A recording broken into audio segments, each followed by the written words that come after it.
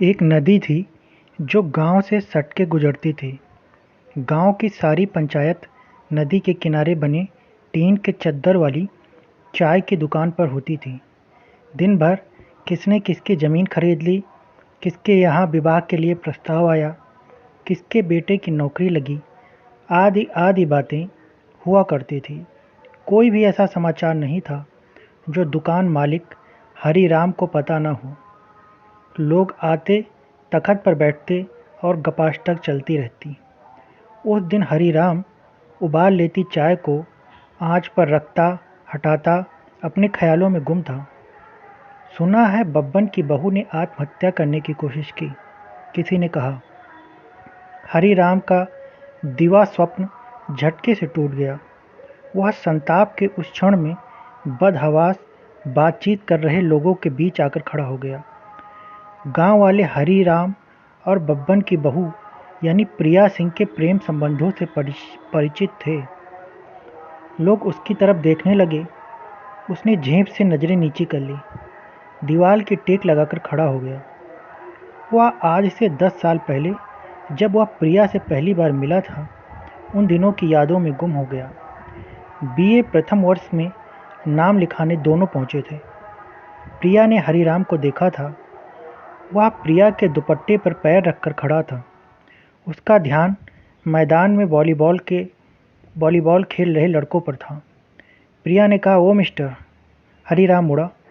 प्रिया ने अपनी ज़िंदगी में इतना खूबसूरत लड़का नहीं देखा था। लंबा और गठीला डील डॉल वाला हरीराम पुत्तन कोहार का इकलौता लड़का था। प्रिया ने देखा, उसके कपड़ों से ऐसा लगता था कि वह सालों पुराने हों। बेरंग कपड़ों में वह किसी फिल्म का गरीब हीरो लग रहा था। उस दिन के बाद दोनों कभी नहीं मिले। अचानक एक दिन प्रिया ने उसको फिर देखा, पर इस बार वह चमकीले कपड़े पहने स्टेज पर 90 के दशक के गाने गा रहा था। आवाज़ उसकी इतनी मधुर थी कि वह बॉलीवुड के कोई प्रसिद्ध सिंगर को टक्कर दे सकता था। मेले की चिल्लपाओं में वह अपने सुर बखूबी लगा रहा था। 10-15 लोग उसका गाना सुन रहे थे। उसकी आवाज़ की कशिश से वहाँ अब लोगों की भीड़ बढ़ती जा रही थी। प्रिया ने अपनी सहेलियों से कहा, तुम लोग जाओ, मैं तुम्हें चूड़ी की दुकान पर मिलती हूँ। आधे घंटे बाद एक जादूगर का शो शुरू हो गया। हरीराम स्टेज से नीचे आ गया। प्रिया ने उसके गाने की तारीफ की। उस दिन जान पहचान हुई। हरीराम ने उसे मेले का कोना कोना घुमाया। 1 महीने बाद हरीराम ने प्रिया से प्रेम प्रस्ताव किया। प्रिया झट से राजी हो गई। इधर इन दोनों के चर्चे गांव के अफवाहबाजों से होते हुए प्रिया के पिताजी तक पहुँचे। प्रिया के पिता लखन राज सिंह 15 साल से उस गांव के प्रधान थे। घर में हड़कंप मच गया। पहले तो शादी से पहले प्रेम भी उन्हें न मंजूर था, ऊपर से गांव का कोहार का लड़का। चुनाव 6 महीने बाद ही थे। एक बार अगर परिवार पर लांछन लग गया तो चुनाव तो हारेंगे ही, नाक कटेगी वह अलग। लखन राज ने अपने बेटे दुर्गेश सिंह को मामला रफा दफा करने की जिम्मेदारी सौंपी। दुर्गेश ने पहले हरीराम को लालच दिया। रकम बढ़ते बढ़ते 50 लाख तक पहुंच गई, पर हरीराम प्रिया को छोड़ने को राजी न हुआ। अंत में वही हुआ जिसका पूरे गांव को डर था।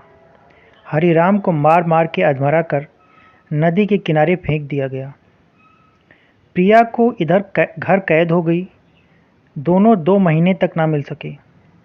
एक दिन हरीराम भेष बदल कर प्रिया से मिलने उसके घर पहुंचा। थोड़ी ही देर में भेद खुल गया। मारपीट के बाद हरीलाल का पूरा परिवार उठा लिया गया। लखन राज ने हरीराम के पिता के मुंह में बंदूक की नली डाल दी। बोला, यह गांव छोड़कर हरदियापुर नहीं गए तो पूरे गांव को मारकर यहीं दफन कर दूंगा। बात अब परिवार पर आ गई थी। हरीराम अपने परिवार के साथ 2 गांव दूर जाकर नदी किनारे बस गया।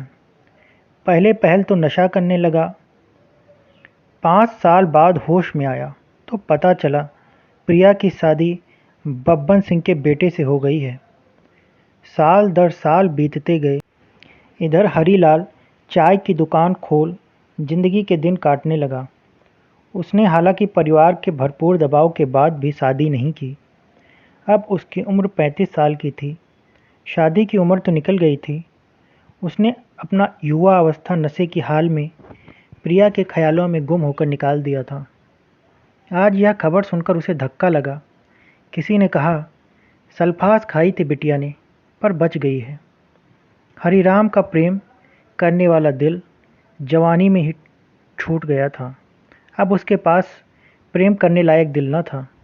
बस कुछ पुरानी यादें थी जिसे सालों कोशिश करने के बाद वह भूल नहीं पा रहा था। उस दिन यह खबर सुनकर उसका दिल कुछ पिघला।